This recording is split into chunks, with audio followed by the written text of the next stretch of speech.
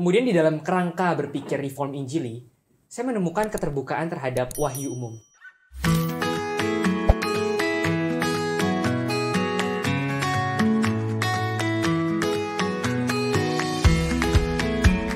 STTRI dikenal sebagai seminari Injili dengan kualitas akademik yang bermutu karena pengajar-pengajar yang berkualitas.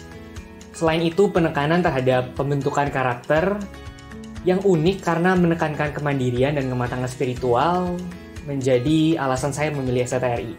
Secara pastoral, STTRI juga memberikan pembekalan dan pelayanan konseling yang sangat bermanfaat untuk kehidupan pribadi maupun pelayanan.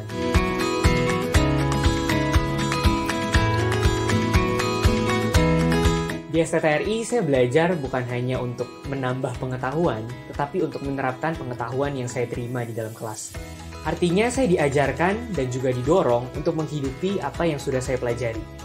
Selanjutnya, interaksi dengan teman-teman dari latar belakang yang beragam memperkaya relational skill saya.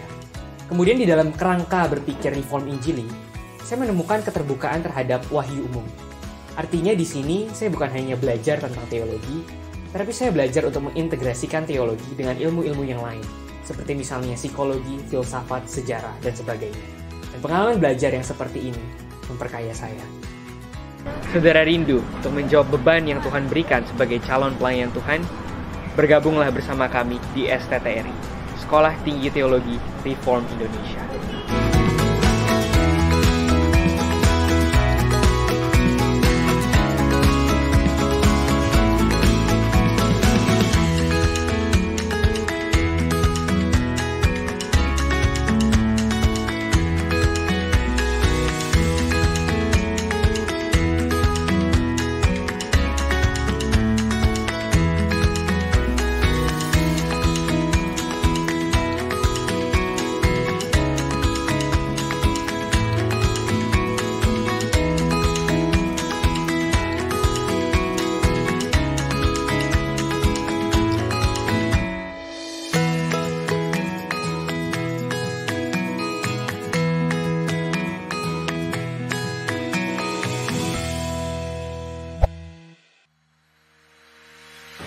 Shalom Bapak Ibu Saudara-saudari dalam Kristus. Kami rindu memperkenalkan sebuah inisiatif baru dari STTRI Reform Indonesia, Coram Deo Worship Center and Studies. Pusat pendalaman dan pengembangan pelayanan ibadah Coram Deo adalah wujud pengabdian masyarakat salah satu tridharma perguruan tinggi. Melalui pelayanan ini, kami rindu mengajak umat Nasrani menghayati bahwa penyembahan mencakup seluruh aspek hidup. Karena tidak ada yang tersembunyi dari hadirat Tuhan. Itulah Coram Deo, Before the Presence of God. Ada 3 pelayanan utama. Yang pertama, seminar Lokakarya Pieta. Tujuannya adalah untuk memperlengkapi komunitas Kristen mendalami esensi penyembahan. Kami percaya pendalaman ibadah adalah esensi transformasi gereja. Yang kedua, Worship 360. Pelayanan sosial media ini akan diarahkan untuk membagikan sumber-sumber pendalaman dan pengayaan ibadah Kristen. Ketiga, konsultasi pelayanan ibadah. Kami rindu membuka dialog, diskusi, konsultasi, dan pertukaran pikiran seputar pelayanan ibadah. Semoga melalui Coram Deo Worship Center and Studies, kita dapat memuliakan Tuhan Allah dan menikmati hadiratnya sampai kita berjumpa dengannya dalam kekekalan.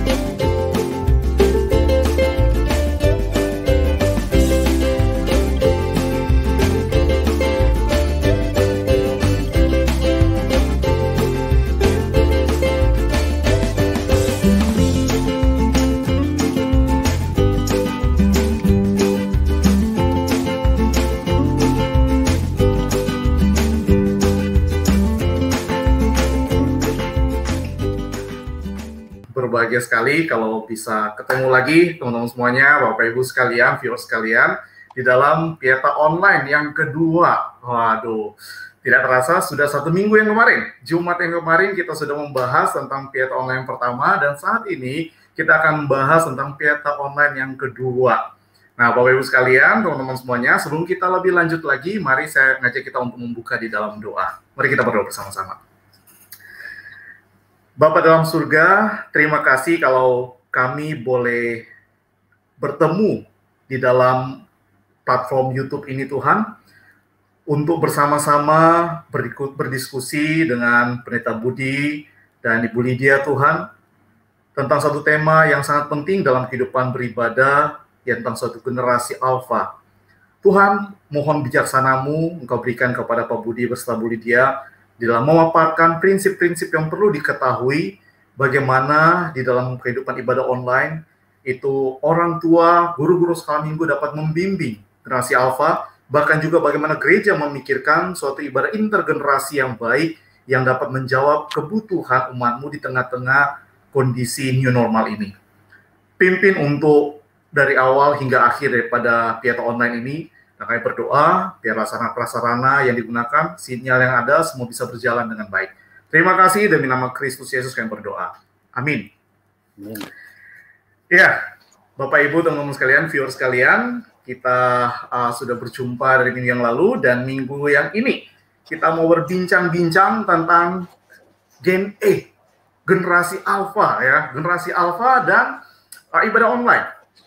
Kita sudah tahu, ada berbagai macam nama-nama generasi. Ada generasi baby boomers, generasi X, generasi Y, yaitu generasi milenial, generasi Z, dan sekarang generasi alpha. Yang kalau saya baca di dalam kompas.com itu menunjuk kepada orang-orang atau manusia yang lahir dari tahun 2010 sampai 2025 nanti.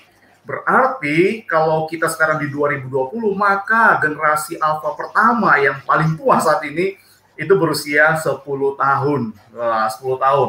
Jadi mereka masuk dalam kategori anak-anak. Nah, sekarang kita mau bicara nih, mau ngobrol-ngobrol dengan Pendeta Budianto dan juga Evangelis Lydia tentang prinsip-prinsip apa sih yang perlu diperhatikan di dalam melayani generasi ini. Tetapi sebelumnya saya mau memberitahukan kepada kita semua, kalau ingin bertanya, Bapak Ibu teman-teman semua ingin bertanya, silakan ketik di kolom komen. Nanti teman-teman panitia akan memilih pertanyaan-pertanyaan dan akan berikan dan akan diresponi oleh kedua pembicara kita. Saya mengundang untuk Pendeta Budianto dan Evangelis Lydia untuk boleh ditampilkan. Selamat malam Pak Budi, Bu Lydia. Malam, shalom semuanya. Shalom semua. Iya, saat ini kita mau ngobrol-ngobrol kan Bapak Ibu tentang generasi alpha nih. Berarti ini anak-anak kecil semuanya. Anak-anak kecil yang sudah dikatakan mereka ini sudah lahir di tengah-tengah digitalisasi. Minggu lalu kita ngobrol soal digitalisasi. Bahwa gereja perlu memikirkan hal tersebut, harus menjadi icon tapi jangan jadi idol. Ya, seperti itu. Nah, berarti sekarang ini generasi yang sudah lahir native. Ya, native dengan dunia digital. Nah, kira-kira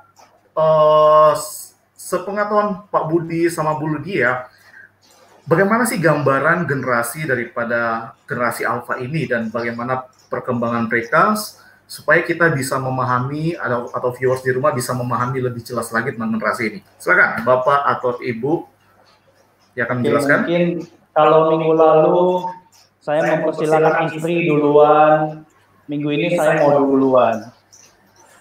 Ya, jadi saya akan share screen sebentar.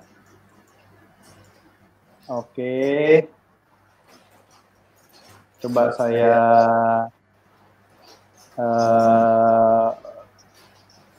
play slide-nya. Oke, bisa dilihat ya. Oke. Nah, seperti yang tadi Pendeta Ricky katakan, generasi alpha ini adalah anak-anak yang lahir tahun 2010. Ya, 2010 ke atas. Tapi yang menarik, istilah generasi alpha itu dimunculkan tahun 2005 oleh seorang social researcher Mark McClendon. Nah, istilah alpha muncul berdasarkan survei Ya, jadi dia nyebarin survei apa sih generasi yang tepat disebut. Nah, muncullah generasi alfa. Nah, seperti yang tadi Saudara Niki katakan, mereka ini digital native sehingga disebut juga sebagai Plus Generation. Jadi social network dan kemudian social networking-nya ini terjadi secara digital semuanya. Dan kemudian tentu sahabatan atau pertemanan yang diperoleh, yang dilakukan oleh generasi ini adalah pertemanan berdasarkan digital. Ya, jadi ini satu hal yang sangat menarik sekali. Jadi kehidupan sosial network mereka banyak berkaitan berteman dengan lewat digital, bahkan kemungkinan besar biro jodoh online akan makin banyak nih, ya. Tetapi negatifnya juga ada digital bullying terjadi dan sebagainya. Nah, tetapi yang luar biasa daripada generasi ini adalah mereka punya exposure yang luas sekali, jadi mereka sangat haus dengan pengetahuan dan mereka banyak tahu, ya, banyak informasi. Jadi mereka bisa cari jawaban dari Google Search itu gampang sekali. Dan tentu dengan adanya digital dan kemudian social networking, mereka adalah generasi yang sangat visual. Mereka sangat mementingkan visual sekali. Nah, jadi ini secara garis besar lah, ya, gambaran mengenai generasi tersebut. Dan tentu orang tuanya juga sangat penting sekali. Nah, ini bagian ini saya serahkan kepada Ibu Lidian. Orang tua daripada para generation alpha ini adalah para millennials, ya, yang lahir tahun 1981 sampai 1996. Ketika mereka hidup ataupun lahir, itu mereka menghadapi krisis ekonomi dan juga internet explosion. Sehingga kalau para orang tua, yaitu para millennials ini tidak terbiasa mencerdiki dunia digitalisasi, maka mereka juga akan menggiring anak-anak mereka, generasi alpha ini tergiring dan kemudian ikut-ikutan di dalam dunia digitalisasi tanpa tahu bagaimana memanfaatkannya dengan bijak. Nah, karena itu kita akan melihat bagaimana apa yang sebenarnya dibutuhkan oleh generasi alpha. Tadi Pak Budi ada menyebutkan bahwa dunia alpha itu berkaitan dengan digital, social network, global, dan visual. Maka apa yang dibutuhkan oleh generasi alpha, saudara sekalian, kita akan harus memberikan yang pertama digital discernment. Kalau dunia mereka adalah dunia digital, maka sebagai orang tua, sebagai guru sekolah minggu, sebagai seniors, kita harus menolong generasi alpha ini untuk mencerdiki dunia digitalisasi. Bagaimana memanfaatkan, bagaimana memilih channel, bagaimana memilih hal-hal yang memang bermanfaat dan bukan dimanfaatkan oleh dunia digitalisasi. Yang kedua, kita perlu memberikan kepada generasi alpha ini family-oriented network. Artinya agar mereka boleh memiliki jaringan sosial dan pertemanan yang berdasarkan jaringan kekeluargaan yang erat, jaringan kekeluargaan yang memang sudah solid dan kuat, sehingga dengan itu mereka dapat memilih pertemanan yang memang sehat juga. Yang ketiga adalah global learning, ya. Kita tidak dapat menghindari mereka daripada kehidupan yang global, tetapi kita dapat mendampingi mereka bagaimana mereka menggunakan perspektif global itu justru untuk membaca zaman dan meresponi zaman.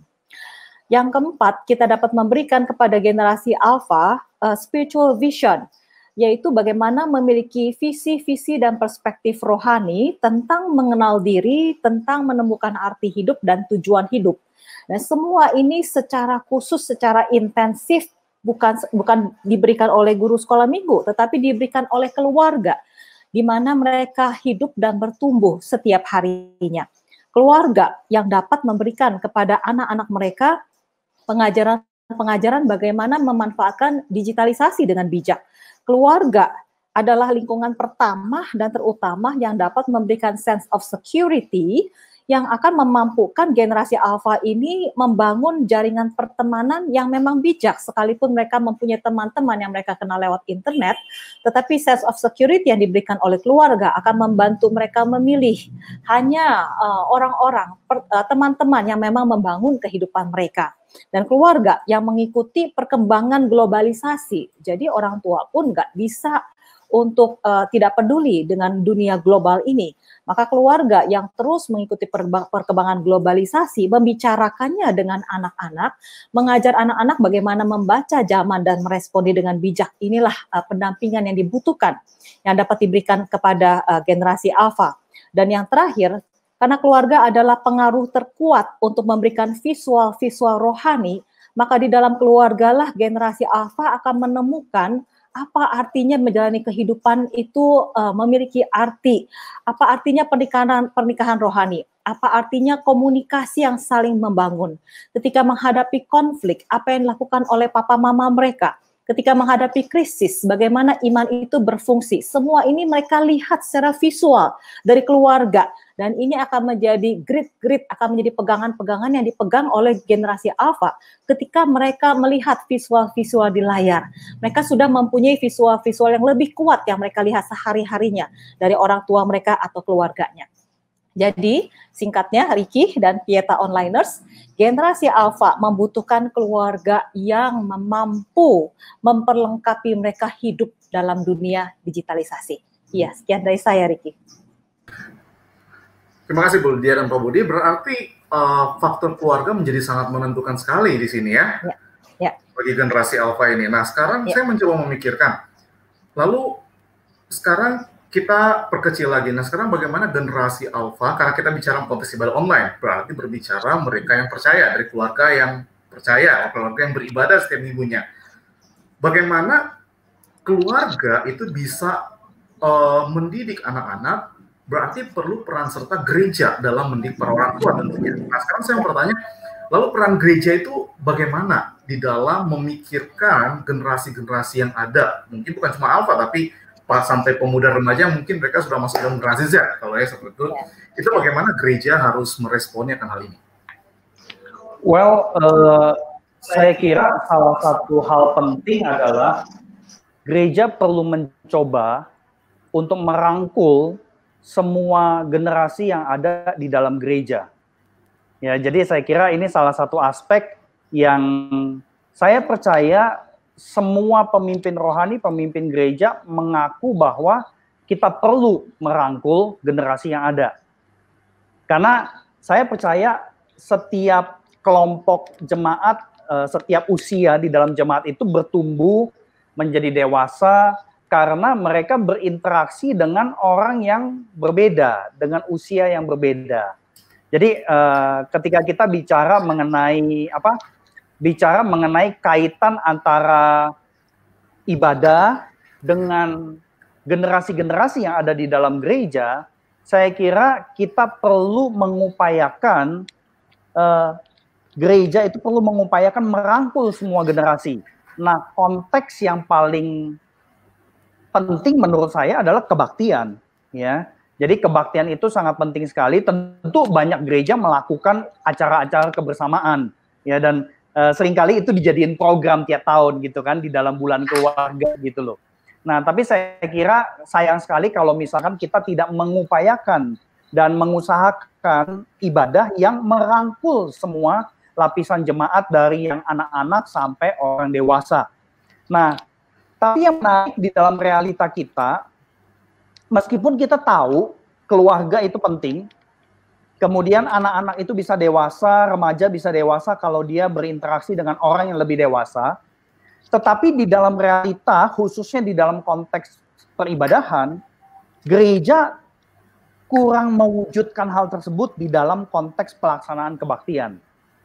Jadi kita semua tahu kita perlu merangkul satu sama lain, tetapi karena merangkul dan bikin ibadah yang mencakup semua lapisan itu memang menjadi sebuah tantangan, tidak mudah, akhirnya kita pilih cara yang dalam tanda petik lebih baik damailah daripada nanti remaja nggak mau, anak-anak nggak cocok, dianggap tidak mengerti dan sebagainya, udah ambil jalan damai aja dah. Akhirnya ya udah terjadilah fragmentasi ibadah ke dalam berbagai kategorial komisi. Nah, jadi saya kira ini satu hal yang perlu kita perhatikan sih, supaya bisa terjadi bahwa pemahaman kita, keyakinan kita bahwa gereja itu perlu merangkul semua lapisan jemaat, keperluan itu, perlunya rangkulan itu butuh diwujudkan di dalam konteks peribadahan. Dan kita punya standar dalam pengajaran firman Tuhan itu penting sekali dan banyak sekali sebenarnya. Jadi saya akan coba share lagi beberapa dari saya tidak akan share terlalu banyak mengenai dasar-dasar firman Tuhan. Ya, mengenai pelaksanaan daripada ibadah yang merangkul semua lapisan jemaat. Jadi misalkan kita ambil contoh, Tuhan Yesus itu mengajar di tengah keberadaan anak-anak, bahkan melibatkan anak-anak, dan anak-anak menjadi contoh buat orang dewasa. Ya, Markus 9 ayat 37 nanti Pak Riki dan Bapak Ibu sekalian bisa membaca. Tuhan Yesus pakai istilah menyambut seorang anak. Barang siapa menyambut seorang anak seperti ini dalam namaku, nama Yesus, ia menyambut aku. Nah, kata menyambut ini kan aktif ya. Berarti Tuhan Yesus itu adalah pro anak-anak dalam kerajaannya. Kerajaan Allah tidak memandang anak-anak sebagai gangguan ataupun sebagai beban. Ya, jadi saya kira ini penting sekali.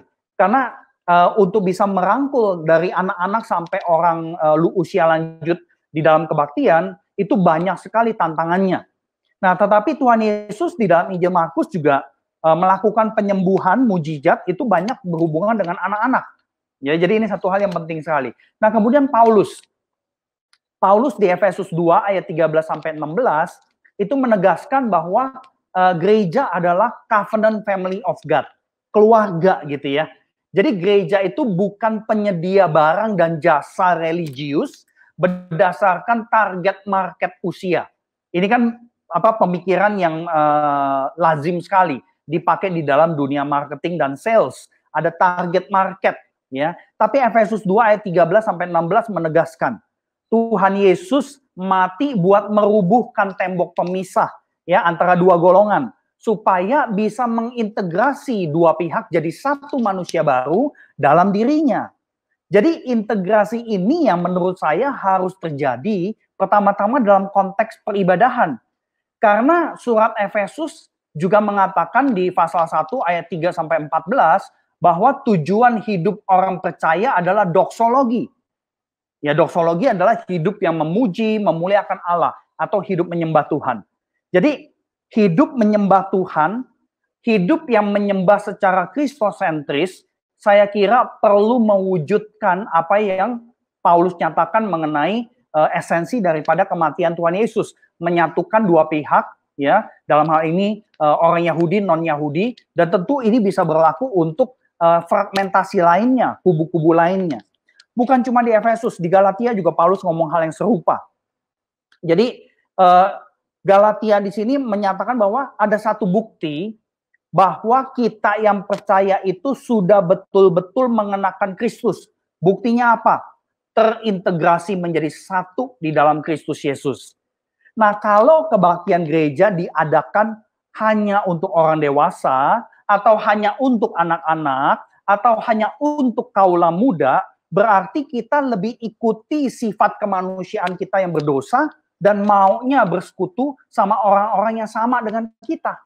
Ya, jadi saya kira ini satu dasar firman Tuhan yang luar biasa sekali. Dan tentu secara teologis juga ada seorang teolog reform nih, yang mengatakan demikian. Kalau kita menolak anak-anak dari ibadah, maka itu menjadikan gereja sebagai klub untuk warga negara elit, bikin benteng. Bahkan gereja itu cuma jadi sekolah buat para intelektualis. Oleh karena itu kita jangan meremehkan. Ya, jangan meremehkan bahwa anak-anak nggak ngerti lah kalau ikutan ya, kebaktian bersama dengan papa mamanya, bersama dengan orang-orang besar lainnya gitu loh. Kalau kita meremehkan anak-anak, saya khawatir tanpa sadar kita meremehkan karya Roh Kudus yang bisa bekerja di dalam hati setiap manusia. Jadi saya kira ini satu hal yang sangat-sangat krusial sekali, dan ini sebelum yang terakhir, secara sejarah juga dua orang ini, Holly Allen sama Kristen Ross, mengatakan bahwa di dalam sepanjang sejarah gereja, mayoritas pertemuan dan pelayanan itu terjadi sebagai intergenerasi. Nah, tentu ada orang-orang tertentu yang tidak pakai istilah intergenerasi ya. Ada yang pakai multigenerasi. Nah, saya nggak mau memperdebatkan istilah tersebut. Intisarinya adalah perlu ada ibadah, pelayanan, bahkan pemuritan yang juga melibatkan anak-anak dan kaula muda. Jadi intergenerasi ini menjadi sesuatu yang penting sekali. Karena gereja adalah covenant family of God. Nah, ini dasar yang paling basic banget. Karena gereja adalah keluarga, maka gereja sebagai keluarga itu tidak bisa terjadi hanya lewat program tahunan. Bulan keluarga, outing, kebersamaan, lomba masak, lomba olahraga, lomba nyanyi, dan sebagainya. Interaksi antar generasi itu harus jadi norma kehidupan gereja, khususnya peribadahan. Kenapa? Karena lewat ibadah kita berjumpa dengan Tuhan secara bersama-sama. Nah, kalau waktu ketemu Tuhan kita nggak mau sama-sama, bagaimana kita bisa bersama-sama mengerjakan panggilan Tuhan, menyaksikan Injilnya dan sebagainya. Nah, menurut saya justru di dalam konteks pandemi kita tuh dikasih kesempatan. Karena setiap keluarga kan udah sama-sama terus di rumahnya, di tengah keluarganya, kebaktian virtual bersama dengan papa mama sebagai satu keluarga. Nah, sayangnya mayoritas gereja belum mewujudkan pengetahuan bahwa keluarga penting, bahwa ibadah itu perlu merangkul semua lapisan jemaat. Kita semua sudah tahu, tetapi kita belum mewujudkannya. Karena mindset integratif itu yang belum betul-betul menyerap, terpenetrasi dalam batin kita sebagai pemimpin rohani. Ya, akhirnya anak-anak jadi kurang perhatian. Jadi saya kira kurang lebih seperti itu ya Ricky ya. Semoga bisa memberikan masukan buat kita semua. Ya, terima kasih. Terima kasih Pak Budi. Satu catatan yang menarik di sini dikatakan bahwa gereja bukan penyedia barang dan jasa religius berdasarkan target market, ya, target market. Karena apa? Karena gereja adalah keluarga Allah. Nah, mungkin itu hal yang perlu dipikirkan oleh gereja dalam memikirkan ibadah intergenerasi ini. Nah, Bu Lydia, saya tertarik nih, memikirkan kalau gereja sebagai keluarga Allah, itu kan berbicara tentang sejarah, ya, tentang sejarah ibadah, tidak bisa lepas bagaimana kehidupan di orang Israel di Alkitab beribadah. Nah, sepertinya mereka sangat menekankan pada keluarga, ya kan? Ya. Kira-kira, Bu, bisa menjelaskan nggak tentang bagaimana keluarga itu menjadi hal yang sangat penting yang digambarkan oleh kehidupan ibadah bangsa Israel? Ya, thank you Ricky. Memang ibadah dari umat Allah, ya, kaum Yahudi itu sebenarnya sangat keluarga oriented, ya. Ya, kita akan lihat slide-nya. Bahwa family oriented daily worship ini sebenarnya diamanatkan oleh Tuhan Allah sendiri. Kita kenal bahwa Shema itu adalah sentralitas dari iman daripada keluarga Yahudi. Shema ini menjadi sentralitas di dalam altar keluarga mereka setiap hari. Saya akan bacakan Shema. Dimulai dengan Tuhan itu Allah kita, Tuhan itu Esa. Kasihilah Tuhan Allahmu dengan segenap hatimu dan dengan segenap jiwamu dan dengan segenap kekuatanmu. Haruslah engkau di sini tentu para ayah ya, haruslah engkau mengajarkannya berulang-ulang kepada anak-anakmu dan membicarakannya apabila engkau duduk di rumahmu, apabila engkau sedang dalam perjalanan, apabila engkau berbaring, dan apabila engkau bangun. Dan keluarga Yahudi yang taat akan melakukan altar keluarga harian, di mana Shema dibacakan dan diajarkan dalam segala aktivitas sang ayah. Nah, para orang tua akan menceritakan perbuatan-perbuatan Allah yang didasari oleh narasi keselamatan Allah bagi umatnya. Para orang tua juga akan mengajarkan perintah-perintah Allah berdasarkan Taurat kepada anak-anak dan cucu mereka. Nah, Alkitab dengan jelas menjelaskan berulang-ulang tujuan daripada amanat ini sebenarnya adalah supaya generasi demi generasi dapat mengenal Tuhan Allah daripada nenek moyang mereka dan dapat mentaati perintah-perintahnya. Para onliners yang dikasihi Tuhan Yesus berdampingan dengan Shema, sebenarnya Tuhan Allah juga menginstruksikan perayaan-perayaan rohani dalam konteks keluarga. Kita lihat slide selanjutnya.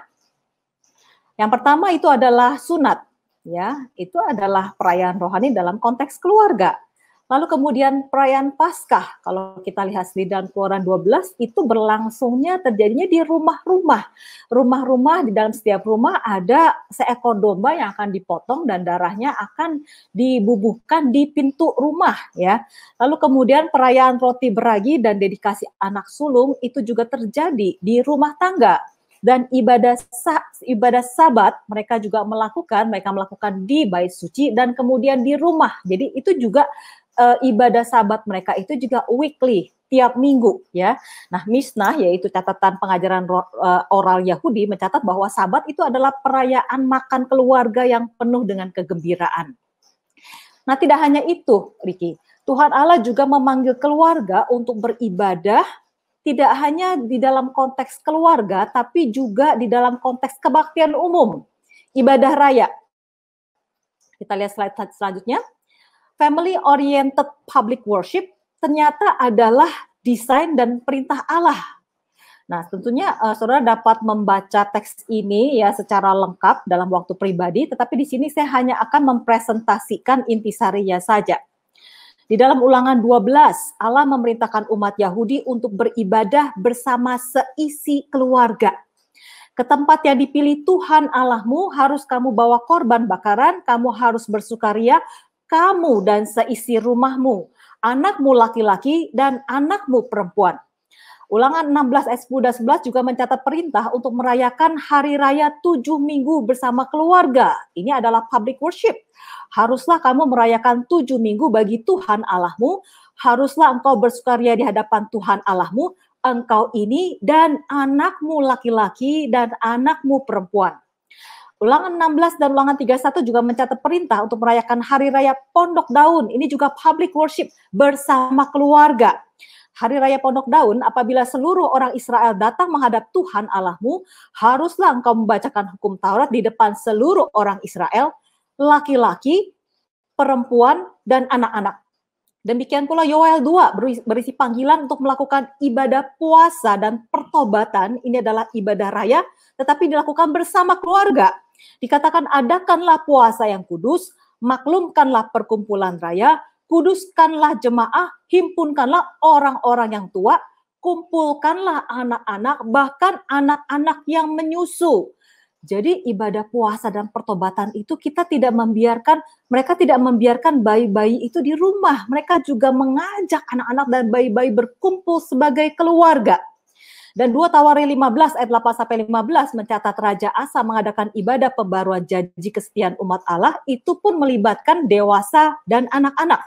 Jadi di sana mereka berkumpul di Yerusalem mengadakan perjanjian untuk mencari Tuhan, setiap orang baik anak-anak atau orang dewasa, baik laki-laki atau perempuan yang tidak mencari Tuhan harus dihukum mati. Alkitab memberikan contoh ibadah intergenerasi. Kita akan lihat slide berikutnya. Jadi kita membicarakan mengenai ibadah bersama keluarga dan ibadah intergenerasi secara eksplisit dicatat di dalam Alkitab. Yang pertama adalah ibadah pembaharuan perjanjian yang dicatat di dalam Ulangan 29. Dicatat di sana, kamu sekalian pada hari ini berdiri di hadapan Tuhan Allahmu, semua laki-laki Israel, anak-anakmu, perempuan-perempuanmu, dan orang-orang asing. Yang kedua dicatat ibadah persembahan korban dan pembacaan Taurat dalam Yosua 8. Dicatat tidak ada sepatah kata pun yang tidak dibacakan oleh Yosua kepada seluruh jemaat Israel dan kepada perempuan-perempuan dan anak-anak dan kepada pendatang yang ikut serta. Catatan yang ketiga adalah ibadah menghadapi perang yang dicatat dalam 2 Tawarikh 20. Dicatat di sana seluruh Yehuda berdiri di hadapan Tuhan, juga segenap keluarga mereka dengan istri dan anak-anak mereka. Ibadah menghadapi perang, saudara sekalian. Sekali lagi, anak-anak tidak ditinggal di rumah, tetapi dibawa berdoa bersama-sama. Kemudian kita juga melihat ibadah pengakuan dosa, dicatat di dalam Ezra. Sementara Ezra berdoa dan mengaku dosa sambil menangis dan bersujud di depan rumah Allah, berhimpunlah kepadanya jemaah orang Israel yang sangat besar jumlahnya, laki-laki, perempuan, dan anak-anak. Orang-orang ini menangis keras-keras. Jadi ibadah pengakuan dosa itu juga ikut semua anak-anak ya. Lalu kemudian kita melihat catatan selanjutnya, ibadah pengikatan perjanjian dengan Allah dalam Nehemia 10. Dicatat di sana bahwa segala orang yang memisahkan diri dari penduduk negeri untuk patuh kepada hukum Allah, serta istri mereka, anak-anak lelaki, dan anak-anak perempuan mereka semua bersumpah kutuk untuk hidup menurut hukum Allah. Dan yang terakhir, catatan di dalam Nehemia 12 adalah mengenai ibadah pentahbisan tembok Yerusalem. Dicatat di sana pada hari itu, mereka mempersembahkan korban yang besar. Mereka bersukaria karena Allah memberi mereka kesukaan yang besar, juga segala perempuan dan anak-anak bersukaria, sehingga kesukaan Yerusalem terdengar sampai jauh. Nah, sampai bagian ini kita dapat menyimpulkan bahwa family-oriented daily worship, ibadah harian dalam keluarga, altar keluarga harian, maupun ibadah publik ya yang berorientasi pada keluarga, family-oriented public worship, semua ini ada di dalam Alkitab dan merupakan perintah dan desain dari Allah sendiri. Pieta onliners yang dikasihi Tuhan Yesus, dalam pelayanannya, kita juga menemukan bahwa Yesus juga dikerumuni oleh para fans, orang banyak yang tidak hanya terdiri dari laki-laki, tetapi juga meliputi perempuan dan anak-anak. Dan sangat menarik bahwa kita akan menemukan ada dua catatan ketika Jesus fans ini sedang berkumpul, anak-anak itu bukan gangguan, anak-anak itu bukan berfungsi sebagai tambahan ataupun tambelan, bukan sebagai penonton, tetapi anak-anak ini ternyata mempunyai fungsi yang penting sebagai instrumen daripada penggenapan pekerjaan Allah.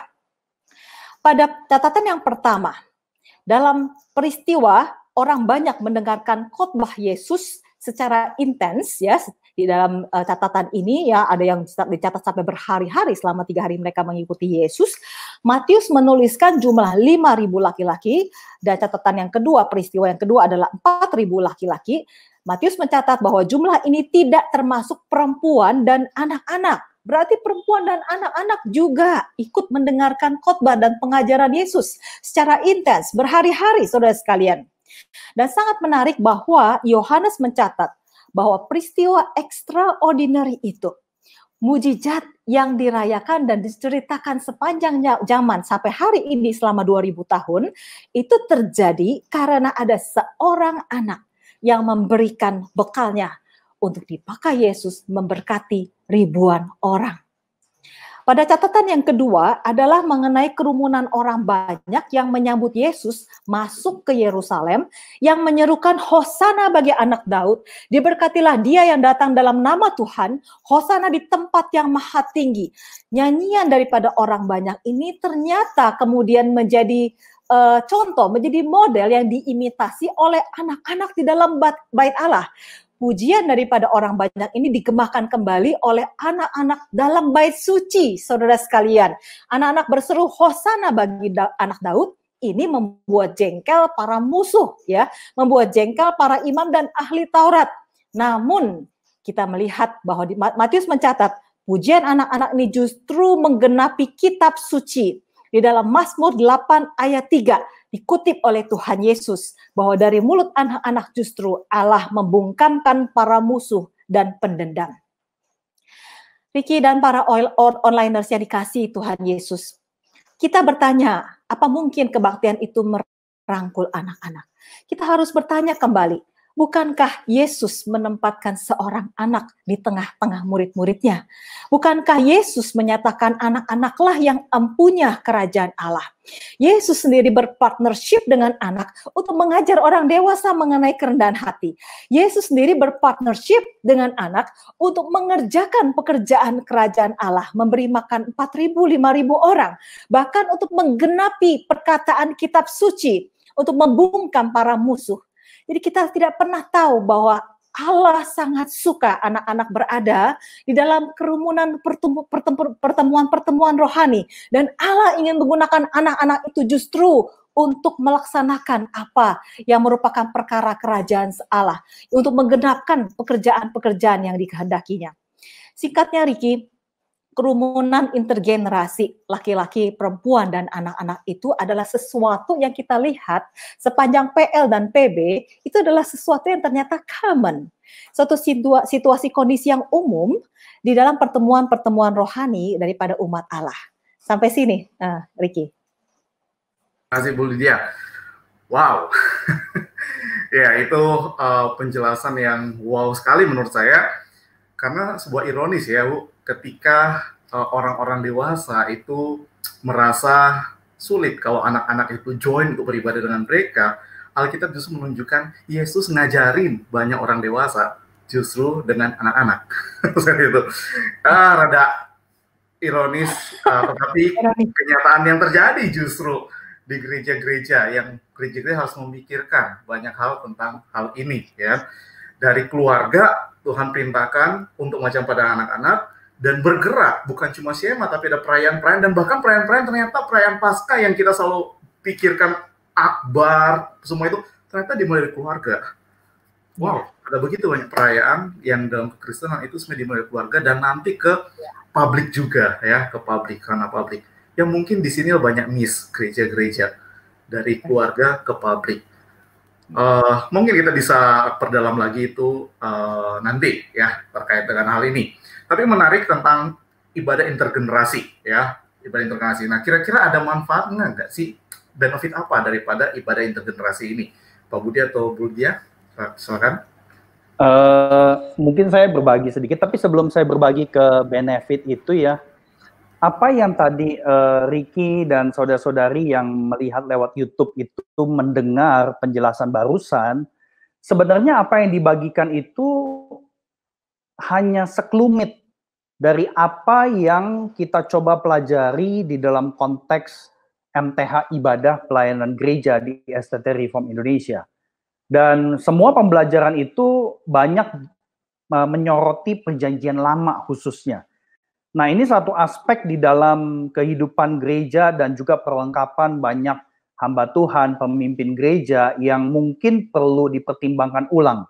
Kita belajar perjanjian lama, perjanjian baru, tetapi kita kurang mengaitkannya dengan aspek penyembahan, khususnya di dalam konteks penyembahan atau kebaktian hari Minggu. Apa yang tadi Ibu Lydia sampaikan itu banyak sekali kami singgung di dalam studi teologi ibadah PL 1 dan juga pembelajaran sejarah, yaitu interaksi antara ibadah Kristen dengan Yudaisme. Kita nggak bisa memungkiri bahwa murid-murid Tuhan Yesus yang pertama adalah orang-orang Yahudi. Dan mereka sempat beribadah dengan dua konteks.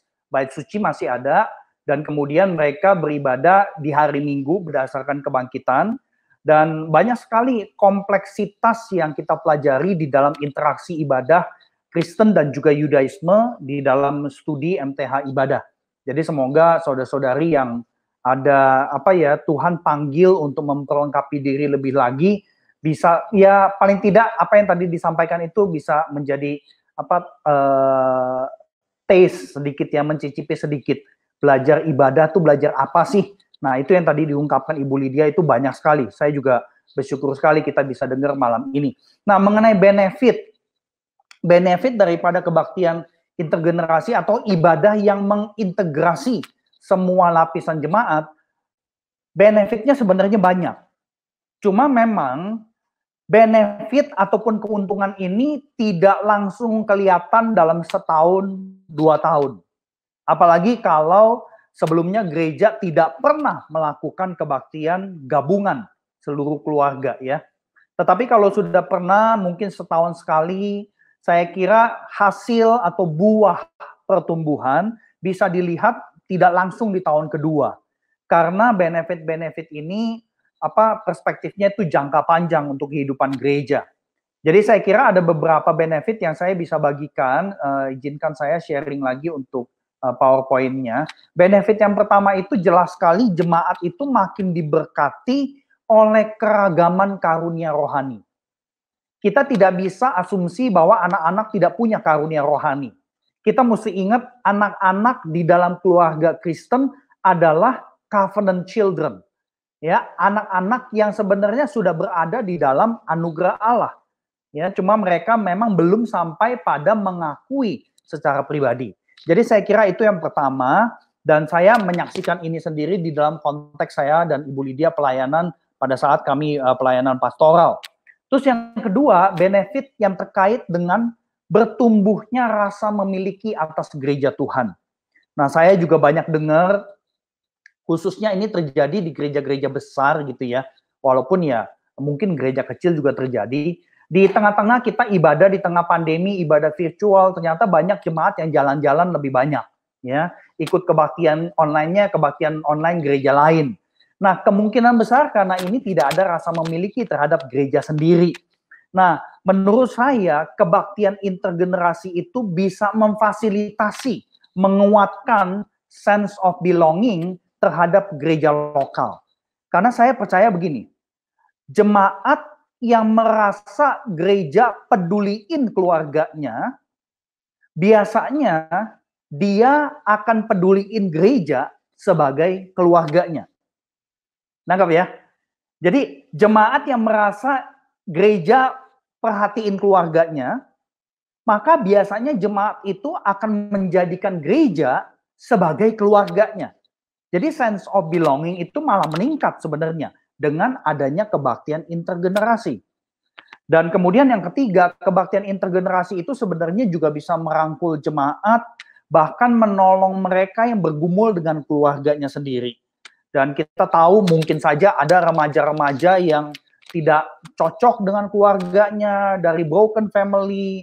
Ketika dia melihat di gereja itu begitu hangat, ya, menjadi keluarga, itu bisa menjadi sebuah pertolongan buat mereka. Ya, jadi saya kira ini satu hal yang saya pun alami juga, dan di dalam studi-studi sosial dan pastoral, salah satunya oleh pendeta Joseph Hellerman, dia mengatakan bahwa pelayanan intergenerasi juga menolong orang tua supaya mereka tidak merasa sendirian dalam melaksanakan tanggung jawabnya. Nah, dalam konteks gambaran yang lebih praktis, ini yang pernah kami alami gitu ya. Jadi pada saat kebaktian intergenerasi dilakukan, ada orang tua yang ngelihat bahwa teman anaknya ternyata juga aktifnya luar biasa. Akhirnya orang tua yang anaknya aktif ini cari orang tua yang lain terus ngobrol. Kemudian mereka saling bertemu dan mereka akhirnya bisa saling menolong. Bagaimana mengarahkan anak yang hyperaktif seperti itu. Ya, jadi ini saya kira benefit yang ketiga. Yang keempat, tentunya dengan ada kebaktian intergenerasi, orang tua dapat tantangan rohani. Dan saya percaya begitu dapat tantangan rohani, setiap orang tua akan mengalami pertumbuhan. Maksudnya begini, waktu ada kebaktian kita upayakan terjadi secara intergenerasi, maka orang tua itu perlu diperlengkapi untuk bisa mempersiapkan anak-anaknya beribadah bersama-sama sebagai satu keluarga. Jadi orang tua ini perlu mendapatkan pembekalan juga. Nah, kita tahu di tengah-tengah pandemi ini minimal kan ada dua macam orang tua ya. Ada tipe orang tua yang senang banget karena makin bisa kenal anaknya. Tapi ada juga orang tua yang shock ngelihat anaknya ini benar bukan anak dia gitu loh. Ya, apa benar kok anaknya begini gitu kan? Shock, stres karena ya tiap hari lihat anaknya ternyata tingkahnya tidak sesuai dengan apa yang dia bayangkan.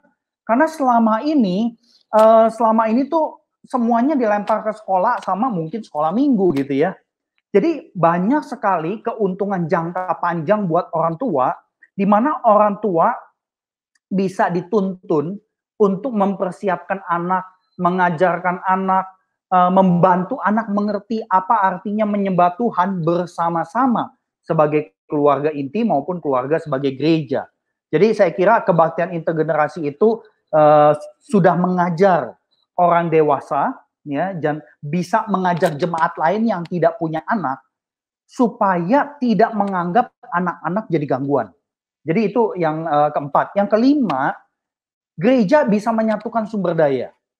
Nah, ini menarik di tengah situasi yang kita alami sekarang, dan saya sudah dengar ada gereja yang sudah buka pintu gereja, jadi ada kebaktian secara on-site sekaligus secara virtual. Nah, Kalau kita masih terus pakai cara kebaktian kategorial komisi, ini sumber daya akan terpecah. Apalagi banyak gereja tidak punya sumber daya manusia untuk mempersiapkan ibadah secara virtual dan sebagainya. Jadi saya kira dengan adanya ibadah intergenerasi, ini sebenarnya menolong gereja menyatukan sumber daya. Dan ini akan menolong banyak sekali pelayan. Ya. Dan tentu buat para hamba Tuhan, khususnya gereja yang hamba Tuhannya banyak gitu ya, kan banyak yang terjadi saya kira di gereja besar, hamba Tuhan ngurusin sekolah minggu saja, akhirnya ya udah dia bela-belain sekolah minggu, dia tidak melihat sekolah minggu di bawah satu gereja. Jadi seolah-olah ada gereja, yaitu gereja anak-anak di dalam gereja umum. Nah saya kira dengan adanya ibadah intergenerasi, para pemimpin rohani, hamba-hamba Tuhan juga perlu belajar untuk saling bersinergi.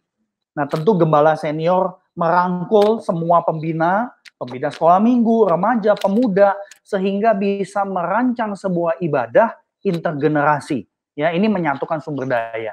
Nah, kemudian yang terakhir, ini saya gabung sekaligus, keuntungannya untuk jangka panjang, itu ibadah yang merangkul semua lapisan bisa memperkecil gap generasi.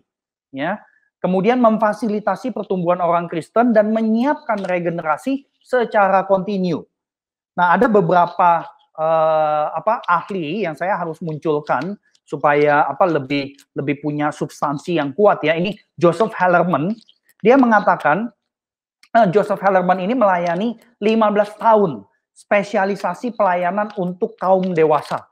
Nah, dia berkata, saya makin ragu cara pelayanan spesialisasi.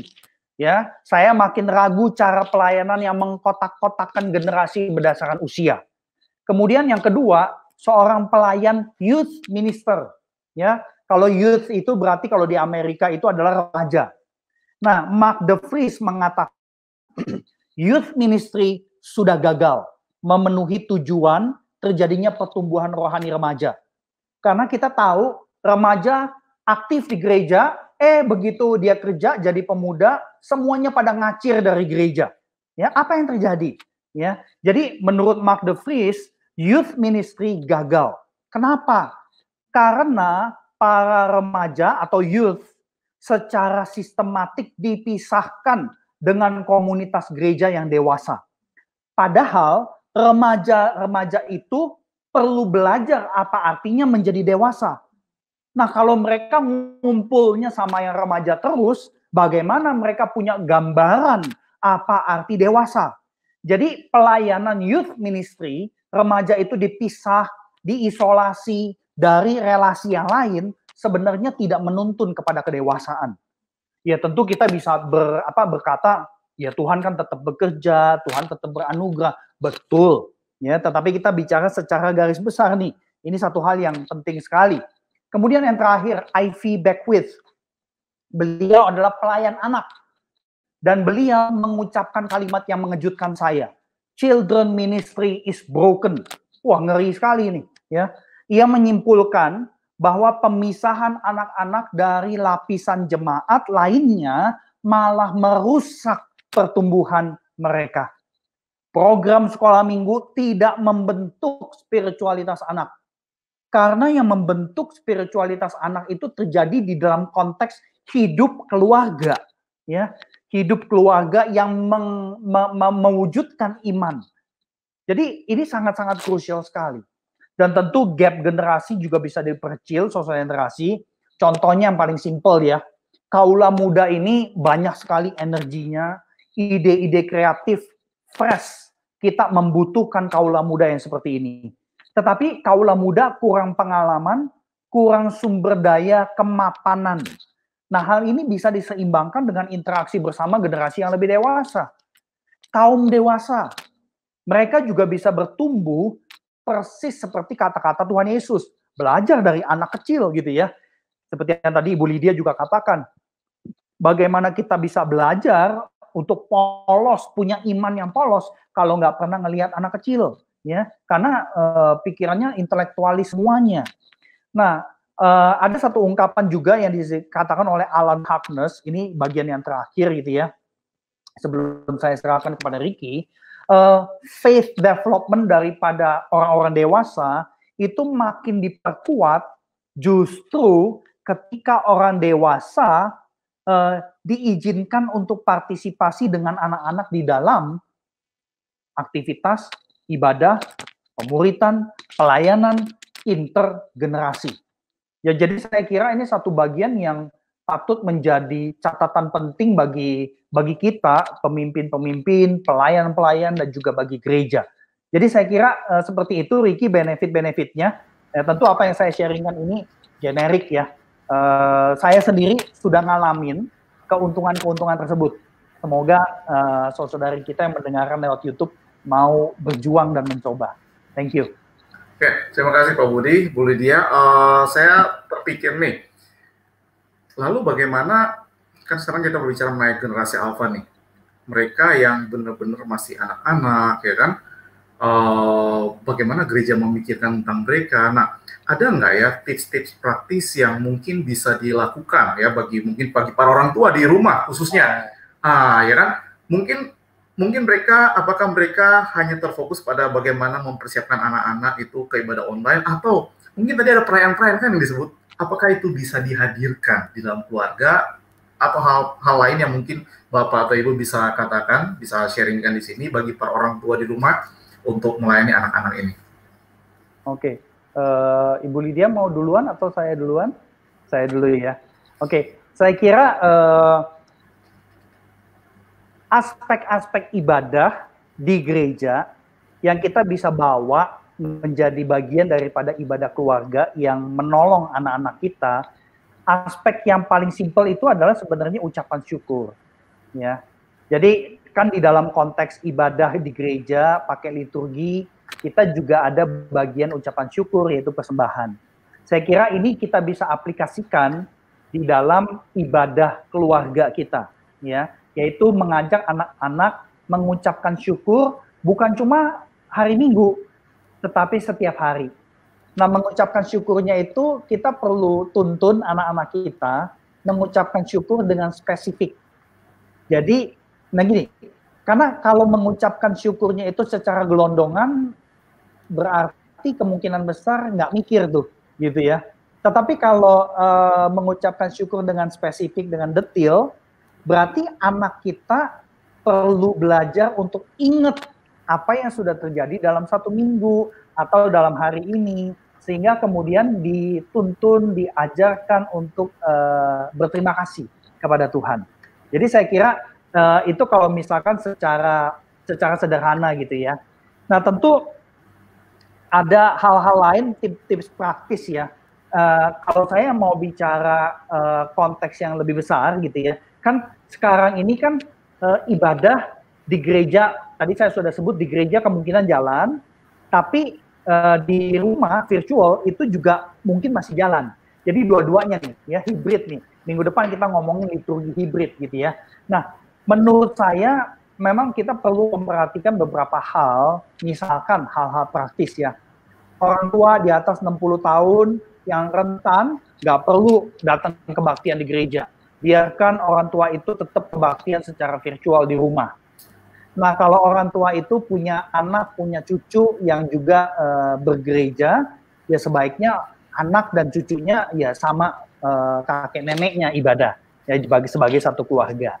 Nah, menurut saya orang tua dengan anak-anak di atas 5 tahun dan sehat, saya kira itu masih memungkinkan anak-anaknya diajak untuk beribadah bersama-sama sebagai keluarga. Tetapi tentu kita perlu perhatikan apakah ada pre-medical condition ya yang berhubungan dengan saluran pernafasan. Buat mereka yang asma ya jangan gitu ya. Jadi ini saya kira petunjuk-petunjuk praktis ini Bapak Ibu bisa temukan, Saudara Ricky juga bisa temukan. Tapi intinya menurut saya kebaktian secara intergenerasi tetap mungkin dilaksanakan meskipun ibadah terjadi secara hibrid, ya, on-site dan juga off-site atau secara virtual. Nah, di dalam konteks mempersiapkan kebaktian, mempersiapkan liturgi, ada beberapa aspek yang saya pikir cukup penting dan cukup praktis untuk dimunculkan gitu ya. Jadi misalkan contoh seperti ini nih, visual. Karena tadi kan kita udah bilang bahwa generasi alpha ini sangat visually oriented gitu ya. Dan saya kira bukan cuma generasi alpha tetapi juga milenial dan juga generasi sebelumnya. Jadi visual bermakna itu perlu menjadi bagian di dalam kebaktian. Nah, waktu kita ngomongin visual bukan berarti visual yang high tech, tidak harus high tech. Bisa low tech ya, atau ya visual yang manual lah gitu ya. Jadi misalkan kita bisa minta satu keluarga untuk memperagakan bacaan atau memperagakan nyanyian berdasarkan lirik ya, tetapi ada visual. Visual ini ada sangkut pautnya dengan makna yang mau ditonjolkan. Jadi saya kira ini satu hal yang sangat-sangat penting sekali ya. Dan kemudian hal praktis kedua, generasi alpha itu belajar dan mengalami dengan cara kinestetik ya. Jadi aspek kinestetik itu artinya adalah dia mesti partisipasi, dia mesti terlibat, dia mesti ada yang bergerak di tubuh dia, baru dia belajar sesuatu. Nah, saya kira banyak orang tua dan kita gereja, orang dewasa, menganggap anak yang nggak bisa diem itu anak bandel gitu ya. Saya kira ini yang kita mesti hati-hati, karena begitu kita cap anak itu bandel, ya dia jadi bandel beneran gitu loh ya. Karena kan kita tahu di dalam studi-studi human development ada yang disebut sebagai kinesthetic intelligence. Ada anak-anak yang belajar dan meresapi kebenaran ketika dia partisipasi dan terlibat melakukan. Nah, jadi saya kira pada saat kita merancang kebaktian intergenerasi, aspek ini kita perlu munculkan, ya, khususnya kalau ada anak-anak di situ. Postur, gestur perlu disiapkan, ya. Jadi postur itu ya memang sebenarnya nggak cuma berdiri duduk gitu ya, sebenarnya bisa diajak untuk berlutut. Dan saya kira berlutut itu bukan cuma satu postur. Berlutut bisa 2 lutut menyentuh tanah atau cuma 1 lutut menyentuh tanah. Jadi itu bisa divariasikan. Tapi intinya aspek kinestetik ini perlu diperhatikan di dalam rancangan liturgi. Nah, kemudian gestur tangan. Ya, ini minggu lalu saya sempat sampaikan ketika kita membicarakan review ibadah online. Ajak anak-anak kaula muda terlibat untuk bikin gestur-gestur yang unik buat gereja lokal misalkan, ya. Kan salam damai, kalau gereja pakai salam damai biasanya jabat tangan, cipika, cipiki. Nah, sekarang udah nggak bisa kan? Nah, kita bikin. Nah, ini 3 contoh gestur tangan yang ada di dalam sejarah gereja. Jadi kita bisa lakukan hal-hal seperti ini. Kenapa kita lakukan? Ya karena itu generasi alpha itu sangat visual. Nah, cuma kita jangan kekunci visual itu harus yang digital. Ya, saya kira itu penting sekali. Dan kemudian sharing. Kita tadi bilang generasi ini adalah generasi yang sangat pasif secara digital dan mereka interaksinya sosial networknya secara digital. Dan menurut saya ini bisa menjadi salah satu yang kita gunakan juga untuk menolong generasi bisa engage gitu ya dengan ibadah.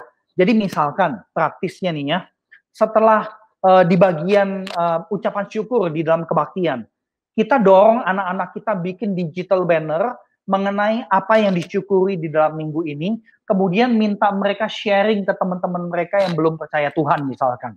Ya, itu bisa dilakukan. Dan saya percaya untuk bikin digital banner itu aplikasi banyak. Jadi ada proses tuh, mereka cari aplikasinya, dan itu akan fun sekali buat mereka, tentu dengan tuntunan orang tua. Ya, jadi saya kira ini satu bagian yang kita bisa lakukan, dan kemudian minta mereka share, ya, lewat WA atau lewat sosial media lainnya. Jadi kita mengarahkan penggunaan media digital yang memang sudah menjadi bagian hidup anak-anak kita. Nah, kemudian yang keempat, tentu kita perlu mengajak anak-anak kita bersyukur dengan repetitif. Kenapa? Ini penting. Karena generasi alpha adalah generasi yang secara umum hidupnya sudah lebih enak dibandingkan generasi-generasi sebelumnya. Ya, generasi alpha itu ada yang mengucapkan bahwa generasi ini adalah generasi yang merasa berhak dapat segala sesuatu dengan gampang, ya. Jadi ini ada yang menyebut generasi Alpha adalah generasi of entitlement, ya. Saya entitled untuk dapat sekolah, saya entitled untuk dapat ini, dapat itu dan sebagainya. Nah, kalau anak-anak kita kaula muda tidak diajarkan bersyukur secara repetitif dan spesifik tentunya, maka liturgi itu nggak nyambung buat kehidupan mereka, ya. Liturgi tidak berbicara. Nah, kemudian yang kelima, saya kira generasi Alpha ini generasi yang punya akses kepada pengetahuan dan informasi, tentu pendidikan, ya. Oleh karena itu pengajaran itu tuh perlu sekali kita perhatikan, khususnya khotbah, ya. Ada satu orang penulis yang mengucapkan bahwa kita perlu khotbah dengan cultural intelligence, ya. Dan saya kira ini penting sekali. Jadi para pengkhotbah perlu belajar lagi bagaimana berkhotbah untuk anak-anak dan untuk orang dewasa. Dan saya kira ini sangat krusial sekali. Ya, kita sebagai pengkhotbah seringkali kita takut banget khotbah buat anak-anak karena kita takut dibully sama anak-anak, ya. Karena anak-anak kita kadang nanyanya macam-macam gitu kan. Nah, seringkali kemudian kita ya udah ngomongnya cuma buat orang tua, itu pun belum tentu nyambung sama orang tua. Jadi perlu belajar untuk khotbah buat anak-anak dan orang dewasa bersamaan. Nah, tentu ini proses buat kita para pengajar. Dan tentu orang tua perlu diperlengkapi, ya. Dan yang terpenting adalah orang tua itu perhatikan bagaimana kita hidup. Karena kan generasi ini generasi yang istilahnya generasi yang visual. Nah, visual itu dilihat dari mana? Ya dari orang tuanya. Ya, jadi tadi Ibu Lydia juga sudah sampaikan mengenai hal tersebut. Jadi saya kira itu yang saya bisa bagikan, Ricky. Semoga bisa menolong. Terima kasih. Ya, terima kasih Pak Budi. Sebelum kita lanjut, saya mengingatkan buat para viewers, kalau Bapak Ibu, saudara-saudara punya pertanyaan, silakan di kolom chat tanyakan. Ya, jadi nanti kita akan coba di waktu yang sebentar lagi, tidak lama lagi, kita akan coba tanyakan pada Pak Budi dan Bu Lydia. Nah, Pak Budi sama Bu Lydia, sebelum kita sambil menunggu pertanyaan-pertanyaan yang ada, saya ini penasaran. Oke, kalau tadi dilihat dari faktor keluarga, apa yang mereka bisa lakukan ya buat anak-anak seperti itu. Sekarang saya tadi sambil mendengarkan, saya mencoba bayangkan kalau dari pihak gereja, misalkan saya perancang ibadah, saya harus merancang bagaimana ya ibadah intergenerasi itu, tips apa yang bisa saya lakukan, yang harus ada dan yang harus ada dan yang boleh dikreatifkan. Itu kira-kira apa aja jikalau liturgi itu harus mengalir seperti itu. Mungkin ada pemikiran dari Pak Budi sama Bu Lydia. Atau Bu Lydia dulu kali ya. Mungkin Pak Budi dulu, setelah itu saya tambahin, biasanya Pak Budi yang merancang. Ricky dan rekan-rekan yang sudah berpartisipasi dalam YouTube, mari ikut yang minggu depan, unboxing liturgi hibrid. Karena ngomongin liturgi hibrid itu, kami akan menyentuh bagaimana liturgi itu ya dirancang dengan kesadaran ada anak-anak di situ. Ya, jadi minggu depan ya. Oke, terima kasih Pak Budi. Kalau misalkan Bu Lydia, Bu ada hal lain nggak yang nggak bakal dibahas minggu depan? Mungkin saya hanya preview dulu ya. Biasanya segala sesuatu elemen-elemen liturgi yang kita punya, kita memikirkan bagaimana di dalam elemen itu anak-anak bisa terlibat terus, jadi mereka tidak nonton. Jadi pemilihan lagu-lagunya yang memang anak-anak bisa ngikuti, dan khususnya ada bagian-bagian yang ayat mana anak-anak yang nyanyi, ayat yang mana orang tua atau kakek atau pelajar gitu loh. Jadi kita mengusahakan jemaat kita itu seperti apa profilnya, ada bagian-bagian yang mereka terlibat itu di dalam pujian. Bahkan di dalam pengakuan dosa pun kita dapat melibatkan anak-anak membacakan bagian yang mana, kalimat yang mana yang merupakan doa pengakuan dosa seorang anak gitu atas kesalahan mereka, mungkin melakukan kesalahan kepada orang tua, demikian juga orang tua terhadap anak. Jadi semua profil jemaat itu bisa dilibatkan di dalam elemen-elemen liturginya. Dan ada bagian-bagian ketika kita dapat meminta anak-anak untuk memimpin sebenarnya. Ada bagian-bagian ketika anak-anak memimpin di depan pujian itu dengan gestur mereka yang tentunya sudah dipersiapkan sebelumnya. Dengan demikian, dengan anak-anak ada yang memimpin di depan, anak-anak yang lain pun ikut terlibat karena mereka melihat teman-teman mereka memimpin gitu loh. Jadi dalam semua elemen itu sebenarnya kita hanya memasukkan aja elemen anak-anak, kita belajar gitu loh bahasa mereka, dan it's going to be very fun. Nah itu di dalam ibadah kebaktian. Tetapi kalau di dalam ibadah keluarga, biasanya kita menggunakan banyak sekali yang sifatnya conversation ya.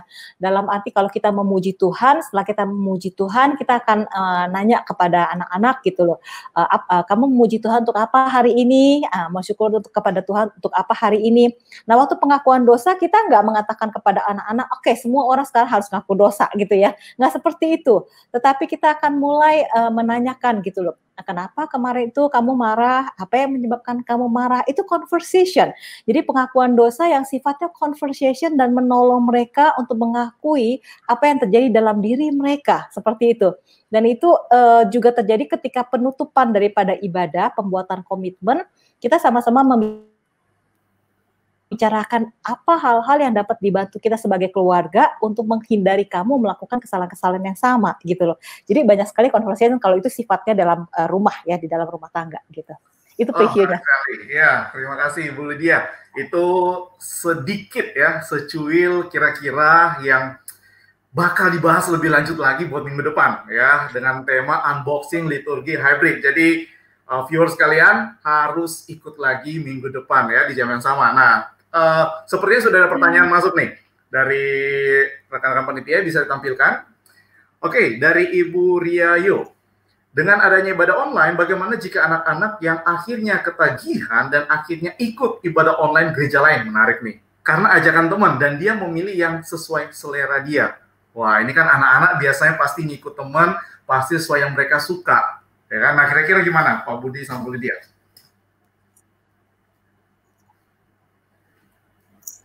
Well, saya kira tergantung anaknya usia berapa. Jadi kalau misalkan anaknya itu ini biasa mungkin remaja atau ya kelas 6 SD dan sebagainya gitu ya, remaja. Saya kira kita jangan langsung dalam tanda petik melarang ya, bahkan ngomelin dan sebagainya. Saya kira jangan langsung pakai cara seperti itu. Saya kira kita bisa tanya ke dia kenapa ikut ibadah gereja tersebut, apa yang bisa kita lakukan, boleh gak sekali-sekali ya ibadahnya sama papa mama, sama adik-adik, sama kakak dan sebagainya. Saya kira ini perlu terjadi sebagai conversation sih. Nah, karena ketagihan itu tuh tergantung ya, karena setiap anak ini kita perlu dalam tanda petik menggali. Kenapa dia lebih merasa connect ikut ibadah online gereja A, gereja B. Nah, tentu Ibu Ria bisa dengerin secara lebih detail perbincangan kami minggu lalu. Saya ngeles lagi nih Ricky nih ya. Jadi bisa dengerin tema mengenai ketagihan online itu minggu lalu sempat dibicarakan. Tapi secara intisari sih saya kira ya jangan langsung dimarahi, jangan langsung dikatakan nggak boleh dan sebagainya. Digali lah ya anak-anak kita ya, kenapa nggak mau ikutan ibadah online dengan gereja sendiri dan sebagainya. Saya kira itu sih ya, semoga bisa. Tapi coba lihat YouTube yang minggu lalu. Oke, terima kasih Pak Budi. Ya, jadi viewers sekalian, Bapak Ibu, teman-teman sekalian yang mungkin pingin lebih tahu lebih dalam lagi soal orang yang ketagihan ibadah online dan lain-lain sebagainya, bisa dicek di video ya yang sudah ditayangkan di channel YouTube ini yang minggu lalu punya. Oke, apakah masih ada pertanyaan lain? Jikalau ada bisa dimunculkan. Ya, terima kasih. Ini dari maaf Bapak atau Ibu Bujo Ratna ya. Pak Budi sebagai gereja yang selama ini belum melibatkan anak-anak dalam ibadah, langkah awal apa yang bisa dilakukan? Bagaimana kerjasama dengan komisi anak remaja? Oh, berarti ini kira-kira gereja yang belum pernah melakukan ibadah intergenerasi, jadi masih ada komisi-komisi ya, atau persatuan-persatuan seperti itu. Kira-kira ada tanggapan dari Pak Budi atau Bu Lydia, siapa yang mau dulu nih? Ya, terima kasih, ini pertanyaan yang baik sekali, karena memang perlu ada langkah-langkah transisi ya, sebelum langsung melakukan ibadah yang full intergenerasi. Nah, saya kira transisi yang cukup sederhana, kalau ini adalah remaja, saya kira kita bisa terus-menerus melibatkan remaja dalam kebaktian umum. Misalkan, ini saya bicara untuk gereja yang sama sekali belum pernah ya. Remaja itu di dalam minggu kelima tidak ada kebaktian sendiri, tapi ikut kebaktian umum. Nah, pada saat remaja ikut kebaktian umum, berilah mereka kesempatan dan kepercayaan untuk terlibat di dalam kepemimpinan di dalam ibadah tersebut. Nah, tentu pemimpin-pemimpin gereja kan sudah tahu pengurus remaja yang mana, toh ada pembinanya. Saya kira bisa dibimbing, bisa dituntun, tapi kesempatan melibatkan mereka itu perlu terjadi. Itu salah satu cara. Nah, pada saat yang sama kita bisa peka terhadap puji-pujian yang biasanya dinyanyikan di dalam kebaktian komisi remaja. Jadi saya kira kita perlu sertakan hal tersebut. Itu kalau bicara konteks remaja. Nah, bicara konteks anak-anak, saya kira cara yang mirip bisa dilakukan, tetapi untuk anak-anak biasanya melibatkannya itu kan lewat paduan suara anak ya. Cuma saya agak menyayangkan karena khususnya kalau paduan suara anak itu cuma tampil begitu keluar lagi. Nah, saya kira kalau misalkan gereja punya paduan suara anak, ini salah satu cara. Pada saat paduan suara anak itu pelayanan di kebaktian, biarlah anak-anak ini ikut dari awal sampai akhir, tapi duduknya sama orang tuanya. Ya, jadi jangan dijadiin satu sebagai paduan suara. Nah, nanti pas mau pelayanan, mereka bisa keluar dari bangku mereka rame-rame maju ke depan.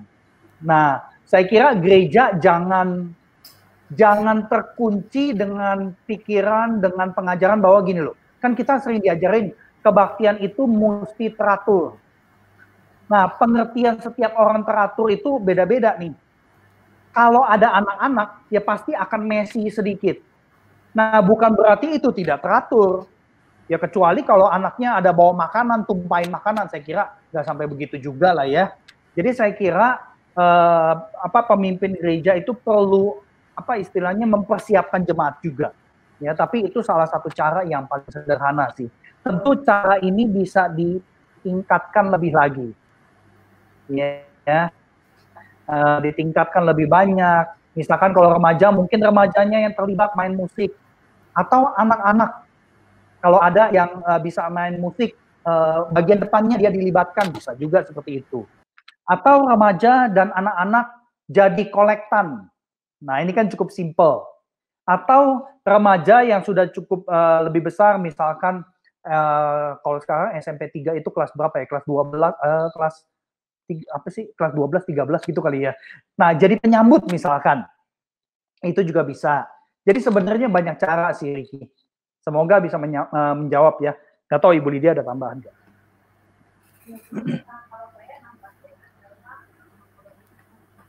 Sebelumnya paling bagus adalah menggunakan event-event khusus yang paling langsung works for segala gereja yang sudah mencoba adalah waktu acara Parents Day begitu ya. Nah, itu kan udah pasti anak-anak ada di dalam ya, gitu loh. Jadi itu pasti bisa, gitu loh.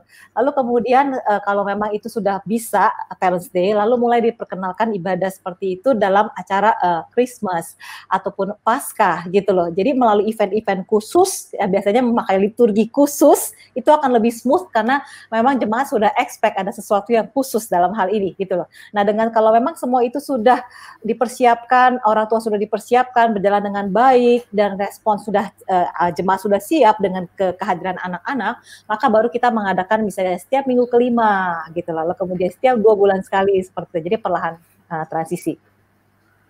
Nah, ini Ricky, ada satu pertanyaan, saya lihat kayaknya mirip nih. Saya responi aja boleh ya? Oh, oke, silakan Pak. Kalau bisa melihat pertanyaannya. Ini mengenai puji-pujian. Jadi saya kira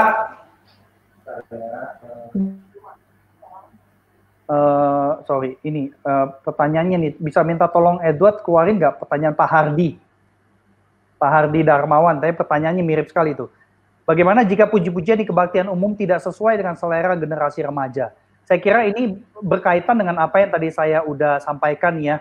kita perlu gunakan puji-pujian yang memang merupakan bahasanya remaja-remaja itu. Nah, cara tahunya gimana? Ya ngobrol lah sama remaja-remaja kita gitu ya. Ada pembinanya, ada pengurusnya, libatkan mereka, ajak mereka bercakap-cakap, kasih tahu mereka bahwa kita mau ajak kalian mimpin ibadah pada saat kalian ikutan ibadah sama umum nih. Bisa nggak kalian kasih usulan dan sebagainya. Saya kira itu semoga bisa menolong.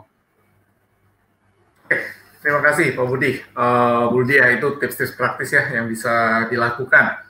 Jika ada pertanyaan, apakah masih ada pertanyaan lain, bisa ditampilkan. Oke, dari Pak Yohanes Ang. Sejak kapan ada pemisahan dalam ibadah umum dan kategorial? Nah, ini menarik nih. Dan apa alasannya? Pak Budi sama Bu Lydia, kira-kira kapan sih kira-kira apa sih yang menyebabkan pemisahan terjadi? Ini saya rasa ini pertanyaan yang banyak juga orang tuh pikirkan. Kalau kita mau intergenerasi, kok kenapa ya ada pembedaan? Berarti dulu ada mau menjawab sesuatu dong. Atau mungkin dulu efektif dan sekarang tidak efektif? Silakan berikan penjelasan bagi Pak Budi atau Bu Lydia. Ini pertanyaan yang bagus sekali dari Pak Pendeta Yohanes Yang nih dari Bandung setahu saya nih. Terima kasih untuk pertanyaannya Pak Yohanes. Saya kasih alasan 2 saja yang paling umum ya, tetapi mungkin gini. Karena alasan ini sangat penting sekali karena berkaitan dengan pertumbuhan gereja. Jadi ada satu pengajaran ya di abad 20 di awal-awal gitu setelah Perang Dunia Kedua, ada ajaran mengenai pertumbuhan gereja yang dicetuskan oleh seorang ahli misiolog, seorang misiolog ya maksud saya, misiologis, yaitu Donald McGravan, yang dia adalah pernah pelayanan sebagai misionaris karena orang tuanya juga misionaris di India. Ada satu prinsip yang disebut sebagai HUP, Homogeneous Unit Principle. Prinsipnya sederhana. Supaya orang mau percaya kepada Kristus, mereka itu susah sekali untuk keluar dari budaya mereka. Jadi mereka akan lebih gampang untuk ikut Kristus, percaya Yesus dan jadi Kristen, kalau mereka tidak keluar dari budaya mereka. Nah, Homogeneous Unit Principle ini mencetuskan bahwa berarti orang-orang yang satu suku, satu bahasa, itu perlu jadi satu. Nah, ini adalah salah satu cikal bakal, kemudian pelayanan-pelayanan kategorial itu makin luar biasa, dan kemudian tentu youth ministry muncul, ya kayak misalnya di Amerika, youth specialist, kemudian YMCA, dan sebagainya. Dan fragmentasi ini makin lama makin besar, ya dengan cara kategorial tadi. Tentu salah satu hal lain yang muncul itu adalah berkaitan dengan pelayanan yang spesifik kategorial ini ya. Itu berkaitan dengan ditemukannya Sunday School ya, sekolah minggu oleh Robert Rakers ya. Dan saya kira banyak dari kita tahulah sejarahnya sekolah minggu itu munculnya di abad berapa, abad 18, 19 gitu ya. Dan kemudian awalnya kan mau mengajarkan etika karena banyak anak-anak di Inggris yang tidak bisa sekolah sehingga moralitasnya hancur banget. Sehingga di hari Minggu itu diadakanlah sekolah buat mereka. Nah kemudian gereja mengadopsi apa yang dilakukan oleh Robert Rakers dan gerakan ini booming ke seluruh dunia dan kemudian ya menjadi sebuah gerakan sekolah minggu. Makanya semua gereja pakai sistem sekolah minggu. Nah itu satu alasan yang kuat sekali. Nah yang menarik adalah para teoris ya, pencetus teori pertumbuhan gereja sebenarnya banyak sudah menolak prinsip HUP. Tetapi karena itu sudah menjadi darah daging di dalam kehidupan banyak gereja, pelaksanaan atau realita di gereja masih tetap pakai cara kategorial. Dan ini makin diperkuat dengan alasan yang kedua. Perkembangan dari ilmu psikologi. Ya, teori-teori perkembangan daripada manusia, kejiwaan manusia itu banyak sekali bertumbuh di abad 20 awal ya. Jadi misalkan dari bidang psikologi, orang itu disorotin dari cognitive development. Ada yang disorotin dari emotional development. Dan banyak sekali aspek-aspeknya, sehingga spesialisasi itu menjadi sebuah asumsi di belakang layar bahwa anak-anak itu kognitifnya beda dengan orang dewasa sehingga mesti dipisahin. Sehingga metode pengajaran juga dicocokin buat usia segitu. Tetapi pembelajaran seperti ini belakangan udah nggak terlalu apa ya istilahnya ya. Ilmu pengembangan kejiwaan manusia itu kan juga berkembang terus ya. Dan saya kira ini dua aspek yang paling umum yang terjadi ya. Semoga itu bisa menjawab Pak Yohanes. Tapi yang paling penting adalah ada ahli-ahli ya di akhir abad 20 gitu ya. Tahun 1990 sekian yang sudah melihat bahwa pelayanan spesialisasi itu tidak serta-merta selalu positif. Karena ya alasan tadi, kita berharap remaja itu dewasa. Tetapi ngumpulnya di sekolahan dengan anak-anak yang seusia mereka. Udah gitu di gereja, ngumpulnya dengan yang seumuran juga. Akhirnya, apa dan bagaimana mereka belajar beranjak dewasa kalau nggak pernah berinteraksi dengan orang-orang yang lebih dewasa? Ya. Dan saya kira gereja udah makin sadar akan hal ini, sehingga akhirnya kan bikin acara-acara kebersamaan. Tapi ini jadi program tahunan. Nah, yang namanya program, biasanya hasilnya sih nggak akan jangka panjang. Karena apa yang terjadi secara intergenerasi itu perlu mendarah daging di dalam diri kita. Jadi saya kira itu dua alasan yang paling utama sih menurut segala macam pembelajaran yang kita miliki. Ricky, semoga bisa menjawab Yohanes. Ya, terima kasih Pak Budi. Bu Dia mungkin bisa menambahkan, saya kasih waktu 1 menit lagi ya, karena sebentar lagi kita harus... Mungkin saya menutup saja, ya, menutup bagaimana menolong menolong anak-anak yang mungkin sikap acuh tak acuh terhadap kebaktian. Maka mungkin Pak Budi bisa menampilkan layarnya sebagai konklusi penutup ya. Bagaimana membantu anak-anak untuk dapat beribadah. Diperlukan persiapan lahiriah dan batiniah. Persiapan lahiriah itu difasilitasi melalui 3 hal, yaitu spiritual leader, ya, pemimpin rohani, sanctuary, ruang ibadah, dan physical readiness, kesiapan secara fisik. Tentunya orang tua atau senior di dalam rumah itu harus menjadi pemimpin dan motivator ibadah, baik dalam ibadah harian, di dalam hari-hari kehidupan mereka, maupun dalam ibadah online. Dan ruang yang digunakan, mungkin ruang keluarga atau ruang makan, itu harus memang secara fisik itu berfungsi sebagai sanctuary, artinya cukup bersih, rapih, memotivasi orang untuk mengumpul, untuk ngomongin hal-hal yang rohani, mungkin disertai dengan perlengkapan ibadah, ya, ada Alkitab, buku nyanyian, dan sebagainya. Dan tentu kesiapan fisik dilakukan dengan melibatkan semua anggota di dalam ruang ibadah itu. 15 menit sebelumnya, mungkin orang tua sudah ada di sana membicarakan liturgi, siapa yang akan membacakan siapa, pada waktu apa kita akan melakukan apa. Jadi anak-anak dilibatkan di dalam persiapan ibadah. Nah, itu adalah hal-hal yang bentuknya fisik yang supaya mereka siap. Ya. Tentunya mandi atau berpakaian rapi itu juga harus dimodeli oleh orang tua, ya, menjadi satu kebiasaan sehari-hari. Yang kedua adalah persiapan batinia, yang dapat difasilitasi melalui 3 hal, yaitu spiritual model. Ini mirip dengan spiritual leader ya. Lalu kemudian dengan worship education dan liturgi. Yang kata kunci persiapan batiniah ini adalah spiritual attentiveness, yaitu atensi rohani. Nah, Pieta onliners perlu kita perhatikan bahwa spiritual attentiveness itu adalah kata kunci untuk melatih kesiapan batin untuk beribadah 24/7. Ini adalah kata kunci yang penting untuk semua orang tua sebagai model rohani. Karena anak-anak itu mengimitasi orang tua. Kalau orang tua memang selalu membicarakan bagaimana kita mempersiapkan diri menghadap Tuhan dan sebagainya, pada waktu doa makan, seperti apa sikap orang tua. Pada hari Sabtu tidur lebih awal, pada hari Minggu bangun lebih pagi, mempersiapkan segala sesuatu, anak-anak itu mengimitasi orang tua. Kalau memang anak-anak melihat bagaimana orang tua hidup betul-betul menghormati Tuhan di dalam segala sikap laku mereka, di dalam penggunaan waktu mereka dan sebagainya, anak-anak lebih mudah untuk dapat memasuki ibadah online.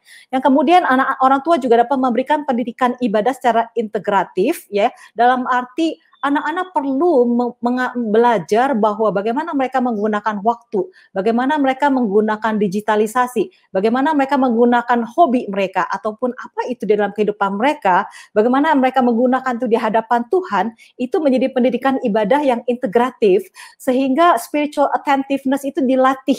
Ya, orang tua melatih diri dan orang tua mengajak anak-anak untuk melatih kehidupan rohani mereka, melatih bagaimana mereka memikirkan Tuhan di dalam segala pertimbangan-pertimbangan hidup mereka, di dalam segala keputusan-keputusan hidup mereka. Dan yang terakhir tentunya orang tua dengan kepekaan rohani dapat mengaplikasikan dan mengadaptasi liturgi. Ada hal-hal apa yang memang harus diganti supaya anak-anak dapat terlibat dan sebagainya. Jadi itu adalah persiapan batiniah. Saya rasa itu aja, Ricky. Ya. Terima kasih.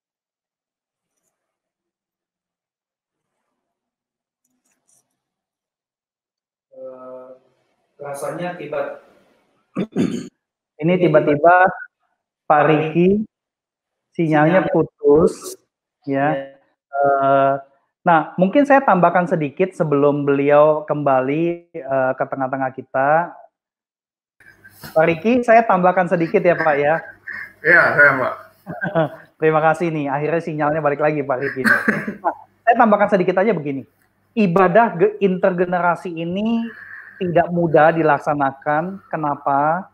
Karena gereja ngomong bahwa kita adalah keluarga, tetapi kita tidak melakukannya sebagai keluarga, sehingga tidak ada budaya berkeluarga, atau budaya kekeluargaan itu tidak terjadi dengan otentik di dalam gereja, sehingga ketika kita mengupayakan ibadah intergenerasi, semua jemaat akan merasa canggung, aneh, termasuk anak-anak. Anak-anak mungkin akan mengatakan bahwa ngapain lah, udah enak kayak begini. Nah, menurut saya jangan langsung dihardik, jangan langsung kemudian, kamu nggak ngerti gereja itu identitasnya apa dan sebagainya. Jangan, karena memang belum membudaya. Mari kita berjuang supaya gereja antara pengetahuan dengan wujud dari pengetahuan itu sinkron.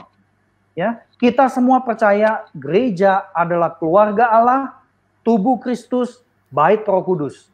Ini 3 metafora di dalam Perjanjian Baru yang paling utama mengenai gereja. Jadi saya kira semua metafora itu adalah integratif, bukan dipilah-pilah, bukan dipisah-pisah.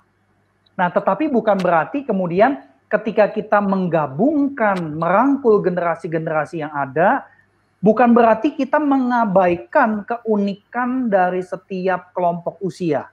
Ya, saya kira ini sangat-sangat penting sekali. Tapi kita bisa melakukan dengan format yang berbeda untuk tetap bisa menjawab kebutuhan-kebutuhan unik tersebut. Jadi saya kira ini perbincangan ini memang kelihatannya tidak bisa selesai dalam 1,5 jam. Ya, itulah kenapa ada MTH Ibadah Pelayanan Gereja. Jadi semoga Bapak Ibu yang Tuhan gerakan melihat selama 3 bulan ini prioritas itu adalah ibadah, ya, kebaktian.